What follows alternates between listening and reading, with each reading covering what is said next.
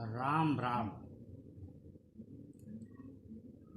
किसी का मनोरंजन करना संसार में सबसे पुण्यदायक कार्य समझा जाता है, लेकिन किसी को जीवन में जिंदगी जीने की सार्थक सीख दी जा सके, हम दे सकें, यह सर्वाधिक पुण्य कारक होता है, जो जीवन को संतोष देता है, न केवल अपने बल्कि दूसरों के भी। दूसरों को जब हमारे किसी भी प्रकार के कार्य से सुख होता है, उनको सहायता मिलती है, तभी हमारा जीवन सार्थक होता है। इसको भी शास्त्रों में पुण्य कहा गया है।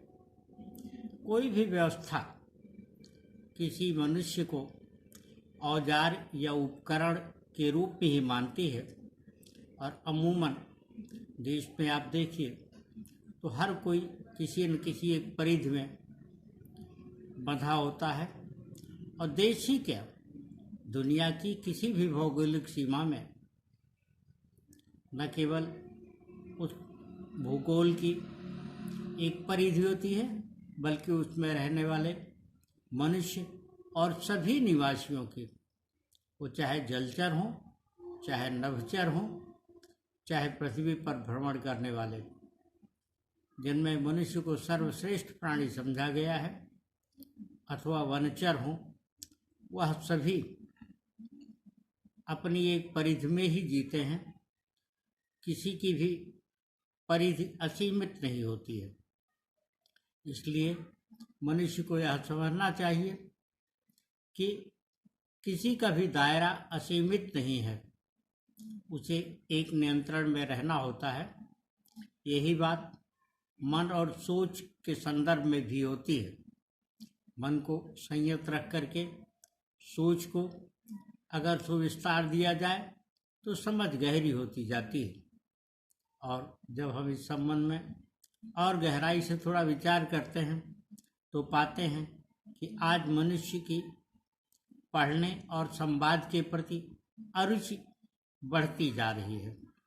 वह सुनने और देखने को अधिक सार्थक और उपयोगी मानता है, और उसको कदाचित यह समझ आता है कि सुनने अथवा देखने में उसका कुछ नहीं जाया हो रहा है, जबकि विज्ञान की दृष्टि को आधार माना जाए तो मनुष्य की सर्वाधिक ऊर्जा देखने में ही जाया होती है।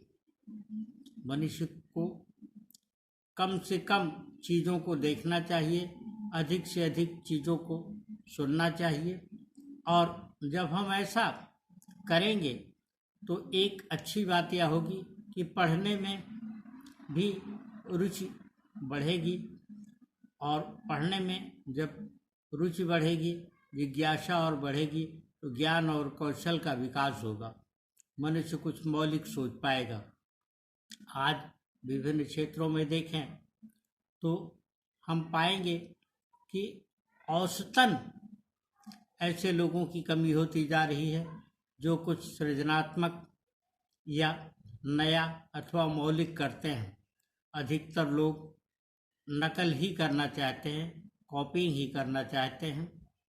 नकल और कॉपिंग निश्चित तौर पर अच्छे संदर्भों की, अच्छे कार्यों की होनी चाहिए, यह शोभनीय है और यह अच्छा भी है।